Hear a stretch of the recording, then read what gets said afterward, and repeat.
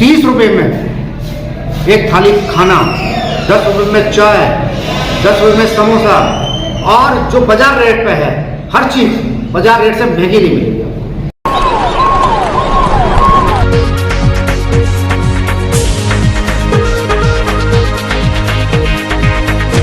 आप देख रहे हैं लाइव एक्सप्रेस चैनल।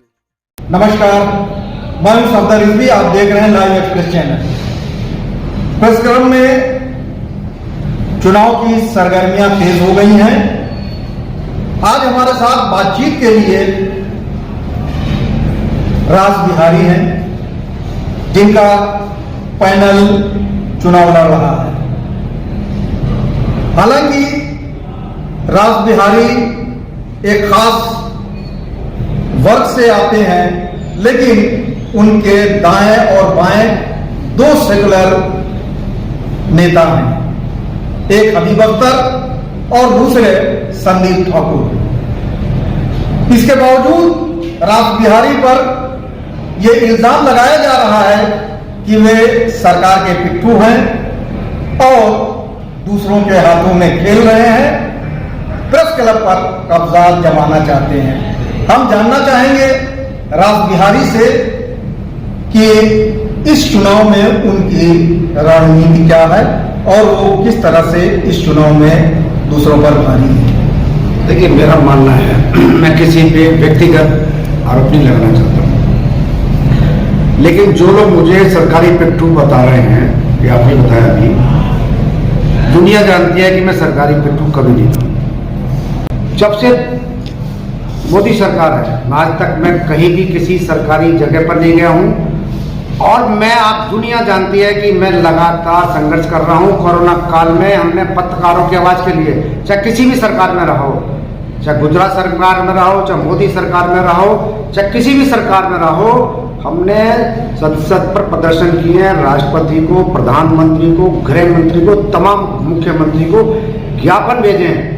और मुझे ये कहते हुए बड़ी प्रसन्नता भी है, गर्व महसूस होता है कि हमारे कोशिश से तमाम राज्य सरकारों ने पत्रकारों को कोरोना वॉरियर घोषित किया। कई राज्यों में उनको बीमा दिया गया, कई राज्यों में हमारे पत्रकार साथियों के दुखद निधन के बाद उनके परिवारों को आर्थिक सहायता दी गई। ये सब ऑन रिकॉर्ड है, सारा अखबारों में छपा है। और सबसे पहले जब कोरोना काल लगा, सबसे पहले जबकि आर्थिक पैकेज सरकार ने घोषित नहीं किया गया था, हमने खुद मांग की थी कि सरकार ऐसे समाचार पत्रों, टीवी चैनलों की आर्थिक सहायता करे जो संकट में हैं। जो लोग ये कह रहे हैं कि मैं सरकारी पिट्ठू हूं, वो दुनिया जानती है कौन क्या है। मैं कभी किसी मंत्री का, मुख्यमंत्री का ओएसडी नहीं रहा। जहां तक हमारे पैनल की बात है, हमारे पैनल में तमाम वर्गों के लोग हैं। मैं हूं, मेरे कोषाध्यक्ष बहुत बड़ी हस्ती हैं, उनका पत्रकारिता में बहुत बड़ा नाम है, मेरे से पहले पत्रकारिता में है। और हम दोनों चाहे अलग अलग संगठनों में रहें, लेकिन पत्रकारों के अधिकारों, पत्रकारिता की आज़ादी, पत्रकारों के कल्याण के लिए हम लगातार साथ मिलकर काम करते रहे। इसी वजह से है कि आज हम मिलजुल के चुनाव लड़ रहे हैं। और हमारे पैनल पे कोई ये दाग नहीं लगा सकता है कि हमने कभी किसी सरकार का पक्ष लिया होगा। हम बड़ी ईमानदारी से काम करते रहे। हमारे में से आज तक कोई, मैं दावा कहता हूं, हम किसी मुख्यमंत्री के दल्ले या चमचे नहीं रहे। बहुत मौके आए होंगे हमारे पास में, लेकिन हम पत्रकारिताओं की लड़ाई, चाहे कोरोना काल में आपने देखा होगा कि हमने पत्रकारों के घर राशन तक पहुंचाने की व्यवस्था की, हमने उनके मेडिकल की व्यवस्था की है। प्रेस क्लब की किन नीतियों से आप संतुष्ट नहीं हैं, जिसकी वजह से आपको प्रेस क्लब के चुनाव में मैदान में उतरना पड़ा? देखिए, सबसे बड़ी बात यह है कि प्रेस क्लब आज आम पत्रकारों की पहुंच से दूर हो गया। अगर आज पत्रकारों को या चाय पीने को, दो मित्र को बुलाना हो, तो उससे बेहतर वो ये समझता है कि मैं जाके किसी ढाबे पे बैठ जाऊं, किसी चाय के ठेले पे खड़ा हो जाऊं, चाय पिला दूं। अगर किसी पत्रकार को यहाँ लाना चाहते, अभी किसी मित्र को, परिवार को लाना चाहते हैं, आपको सोचना पड़ता है कितना पैसा खर्च करेंगे। आपका मन है कि भाई मेरे दोस्त आए हैं, चलो यहाँ आके हम इंटरटेनमेंट करते हैं, बैठते हैं, गपशप मारेंगे। यहाँ बैठना गपशप करना इतना महंगा हो गया है, उससे बेटर लोग सोचते चलिए बाहर खड़े होकर ही हम कुछ अपना कार्यक्रम कर लें। आम पत्रकार यहाँ बैठ नहीं सकता। आज जिस तरह से पत्रकारिता में लोगों की तनख्वाहें कम हुई हैं, कोरोना काल में जो तनख्वाहें कम हुई थी वो बढ़ी नहीं है, लेकिन यहाँ पर लगातार रेट बढ़ रहे हैं। आप यहाँ पर आकर अपने परिवार को आप कोशिश नहीं कर सकते हैं कि हम परिवार को आके यहाँ बिठाएं और उसे हम खाना खिला सकें। जहाँ तक महंगाई की बात आपने की है, तो मौजूदा अध्यक्ष का कहना है कि 25,000 से 30,000 रुपये यहाँ की किचन को नुकसान उठाना पड़ रहा है। उसके बाद भी वो पत्रकारों को सस्ता खाना दे रहे हैं और ऐसा हो सकता है कि चुनाव के बाद रेट बढ़ाएंगे। आप क्या कहना चाहिए? चुनाव के बाद अगर ये पैनल आता है तो चुनाव का रेट बढ़ेगा ही बढ़ेगा। सबसे बड़ी बात है कि यहाँ पर जो मेंबर बने हैं, अगर उनकी छटाई हो जाए तो उनमें से कैसे कैसे मेंबर बने हैं। मैंने देखा बहुत सारे जो बिल्डर हैं वो यहाँ वोट डालने आते हैं, ये अपने, और मैं गारंटी से कर रहा हूँ, मैं सबूत दे सकता हूँ कि कैसे कैसे लोग यहाँ मेंबर बने हैं। तो आपकी क्या डिमांड्स है और किन एजेंडे के साथ आप हमारा पैनल वो जीतेगा और हम इस क्लब को ऐसा बनाएंगे कि आम पत्रकार यहाँ आए, अपने दोस्तों के साथ आए, अपने परिवार के साथ आए। अगर हम जीतेंगे और हम 30 रुपये में एक थाली खाना, 10 रुपये में चाय, 10 रुपये में समोसा, और जो बाजार रेट पे है हर चीज बाजार रेट से महंगी नहीं मिलेगी। आपको पता होगा कि 300 से 400 के बीच पत्रकारों को इसलिए निकाल दिया गया क्योंकि वो अपना सब्सक्रिप्शन नहीं जमा कर पाए थे। उस पर आप क्या कहना चाहेंगे? ये स्थिति ऐसी है ना, कोरोना काल में कितने लोगों की नौकरी गई, कितने लोग ऐसे हैं जो आधी तनख्वाह पे गुजारा कर रहे हैं, कितने ऐसे लोग हैं जिनको 6-6 महीने से वेतन नहीं मिल रहा है। और हम ये मांग उठाते रहे अपने स्तर पे, अपने संगठन के स्तर पे हम मांग उठाते रहे, तो ऐसे में इनको छूट देनी चाहिए थी कि जो 1 साल का भी चंदा दे सकता है उसको वोटिंग का अधिकार होना चाहिए। ये एक अलोकतांत्रिक प्रक्रिया है कि आप आम पत्रकार को जो आर्थिक संकट में घिरा हुआ है उसको आप यहाँ बैठने नहीं देंगे, उसको आप यहाँ वोटिंग नहीं करने देंगे। तो ये क्लब क्या है? देखिए, ये क्लब जो है एक तरह से एक एजेंडे पे काम करता है, जिसकी वजह से क्लब के सामने बहुत समस्याएं हैं, जिसकी वजह से क्लब को जमीन उपलब्ध नहीं होती। एक तरफ आप कहते हैं हम यहाँ से हटने वाले हैं, दूसरी तरफ आप यहाँ सफेदी कराते हैं, यहाँ पत्थर लगाते हैं, ये आप रिनोवेशन को करा। जब ये क्लब हमको छोड़ना ही है तो इस क्लब का रिनोवेशन क्यों कराते हैं? क्लब में इतनी सारी चीजें आई, मैं तो मुद्दे, मेरे पास तो बहुत सारे मुद्दे भेजे, मैं अगर उन मुद्दों को उठाने लगूं तो उससे एक प्रेस की ही छवि खराब होती है।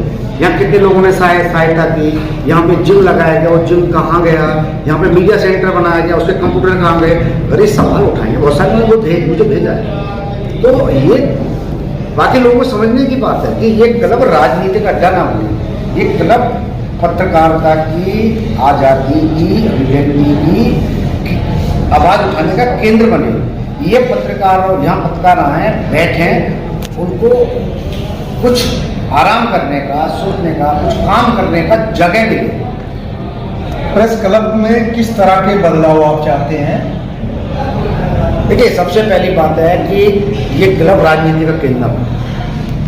हम एक अमीर व्यक्ति के लिए मांग करते हैं, अमीर व्यक्ति के लिए छोड़ देते हैं। यहाँ पर हर पत्रकार, छोटे अखबार में हो, छोटे टीवी चैनल में हो, किसी भाषा का हो, किसी क्षेत्र का हो, उसको अगर पूरे देश में कहीं समस्या होती है यहाँ आवाज रखनी चाहिए। तो हम यहाँ कुछ गिने चुने लोगों के लिए मांग करते हैं। मेरा मानना है गरीब पत्रकार हो, अमीर पत्रकार हो, हिंदी का हो, इंग्लिश का हो, क्षेत्रीय भाषा का हो, छोटे अखबार का हो, बड़े अखबार का हो, सबके लिए एक समान व्यवहार होना चाहिए।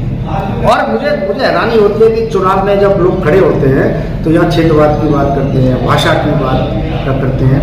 ये मीडिया की अभिव्यक्ति की आज़ादी का सवाल होना चाहिए। पत्रकारों को उनका हक मिलना चाहिए। कोई संकट में हो उसकी सहायता होनी चाहिए। या बड़ी बड़ी बातें करते हैं, हम हर बार चंदा लेते हैं, क्या प्रेस क्लब किसी गरीब पत्रकार का सभी पत्रकारों का बीमा नहीं करा सकता? यहाँ पत्रकारों के लिए स्वास्थ्य बीमा होना चाहिए। यहाँ पत्रकार अगर संकट, हम यहाँ मैंने देखा कोरोना काल में पत्रकार संकट में बहुत ऐसे पत्रकार थे जो राशन बंट रहा है क्योंकि लाइन में नहीं वो लग सकते, उनके घर पे हमने, उनकी पहचान ना हो, ऐसे ऐसे पत्रकार आंखों में आंसू आ गए थे जिनको घर पे राशन पहुंचाया, लोगों से विनती की हमने। और यहाँ पर प्रेस क्लब उस समय फ्री में खाना बांट रहा था, लेकिन प्रेस क्लब के मेंबर के बारे में नहीं सोचा कि जिन लोगों को तनख्वाह नहीं मिली है, जिन लोगों को नौकरी से निकाल दिया है, उनके लिए हम क्या कर सकते हैं। देखिए, प्रेस क्लब पत्रकारों के कल्याण का केंद्र होना चाहिए, राजनीति का केंद्र होना चाहिए। जिन पत्रकारों को सब्सक्रिप्शन न देने के कारण हटा दिया गया, आप अगर आ जाएंगे तो क्या फिर उन्हें वापस? देखिए, हम कोशिश करेंगे, पूरी कोशिश करेंगे कि ये सिर्फ केवल और केवल पत्रकारों का ही प्रेस क्लब हो। यहाँ पर गैर पत्रकारों का आए, ठीक है, स्वागत है, लेकिन मैं वो मेंबर नहीं हूँ। और जो पत्रकार संकट में हैं, जैसे हमने माना है कि जो बुजुर्ग पत्रकार है, जिनकी जो नौकरी से रिटायर हो गए हैं, जिनके पास में आय का कोई साधन नहीं है, जो मैंने देखा है बड़े बड़े पत्रकार किस अभाव के संकट में मरे, उनको दवा के पैसे तक नहीं थे। तो हम चाहेंगे कि उनको वो क्लब के मेंबर रहें, लेकिन उनको कोई सालाना फीस ना देनी पड़े, क्योंकि वो धरोहर है, उन्होंने इस क्लब को आगे बढ़ाया है। प्रेस क्लब के लिए जो जमीन प्रपोज है, उसका सारा पैसा क्लब ने जमा कर दिया, उसके बाद भी मौजूदा सरकार बदमाशी कर रही है, इन लोगों का मानना है। आप क्या कहेंगे? देखिए, मैंने इस बारे में अभी बहुत ज़्यादा पता नहीं किया है, लेकिन मेरा मानना है हम आए तो आसपास में ही किसी अच्छी जगह प्रेस क्लब बने। हमारी कोशिश तो रहेगी यही बने, ये प्रेस क्लब यहाँ से ना हो, क्योंकि ये ऐतिहासिक प्रेस क्लब है, ऐतिहासिक स्थान पे है। और हम सरकार से मांग करेंगे, सरकार को हम सुझाव देंगे, सरकार को समझाएंगे भी कि प्रेस क्लब यहाँ से कहीं नहीं हो। पुष्पेंद्र कुलशेष ने पत्रकारों का बहुत पैसा मार लिया और बहुत बड़ा घोटाला था, कमेटी अभी तक कुछ नहीं कर पाई है, आप क्या करेंगे? देखिए, मुझे पता चला है कि जो उस पर मुकदमा चल रहा था उसमें भी प्रेस क्लब की तरफ से अच्छी पैरवी नहीं थी। मैं पुष्पेंद्र कुलशेष पे कोई कमेंट नहीं करना चाहता हूँ, लेकिन जिस तरह से पुष्पेंद्र कुलशेष धूर्तता की राजनीति करते हैं वो सबके सामने आ रहा है। क्या आपको लगता है कि प्रेस क्लब में जो सुरक्षा है, पत्रकारों की सुरक्षा और दूसरे गेस्ट की सुरक्षा, महिलाओं की सुरक्षा, वो पर्याप्त है या उसमें भी कुछ आप बदलाव करना चाहेंगे? नहीं, प्रेस क्लब में वैसे तो हर इसकी सुरक्षा का कोई खतरा नहीं है, लेकिन हम तो पूरे देश भर के पत्रकारों के लिए पत्रकार सुरक्षा कानून बनाने की मांग कर रहे हैं। जहाँ जहाँ हम राज्य में जाते हैं हम मांग करते हैं। अभी कल हम उत्तराखंड में थे, उत्तराखंड के मुख्यमंत्री ने हमको आश्वासन दिया है कि उत्तराखंड में भी हम पत्रकारों के लिए सुरक्षा कानून लाएंगे, पत्रकारों के लिए हम बीमा लाएंगे, पत्रकारों को हम अच्छी पेंशन दिलाएंगे कि ताकि पत्रकार रिटायरमेंट के बाद अच्छे से जीवन व्यतीत कर सकें। हम ये लड़ाई लड़ रहे हैं, हम तो पत्रकारों के कल्याण की बात कर रहे हैं, हम किसी राजनीति की बात नहीं कर रहे। कश्मीर फाइल के प्रमोशन के लिए प्रेस क्लब ने दिए थे, वो आपकी जानकारी में होगा, उस पर आप क्या कहना चाहेंगे? मुझे लगता है कि अगर प्रेस क्लब में कोई भी व्यक्ति, कोई भी संस्था अगर बुकिंग कराती है तो उसको कार्यक्रम करने देना चाहिए। यहाँ पर अच्छे लोग प्रेस कॉन्फ्रेंस करें, इसकी व्यवस्था होनी चाहिए, ना कि हमें किसी वाद विवाद में फंसना चाहिए। अगर आपको लगता है कि अमुक व्यक्ति या कोई भी व्यक्ति यहाँ राजनीति की बात करने वाला है तो उसको आपको जगह नहीं देनी चाहिए थी पहले से ही। हालांकि आप पे एक छाप लगी हुई है, उसके बाद भी आप पत्रकारों के बीच लोकप्रिय हैं। आपको पत्रकार किस लिए वोट दी? मैं पिछले 30-35 साल से पत्रकारिता की आज़ादी, पत्रकारों के लिए कल्याण, पत्रकारों के अधिकार, उनके लिए लगातार लड़ाई लड़ रहा हूँ। और बहुत सारे ऐसे हमारे मित्र हैं जिनके लिए हम मिलजुल के हमने संघर्ष किया है। और मुझे लगता है कि जो हमारे पत्रकार साथी हैं वो ज़बरदस्त हमको समर्थन मिल रहा है। Please subscribe, like, share and comment this channel.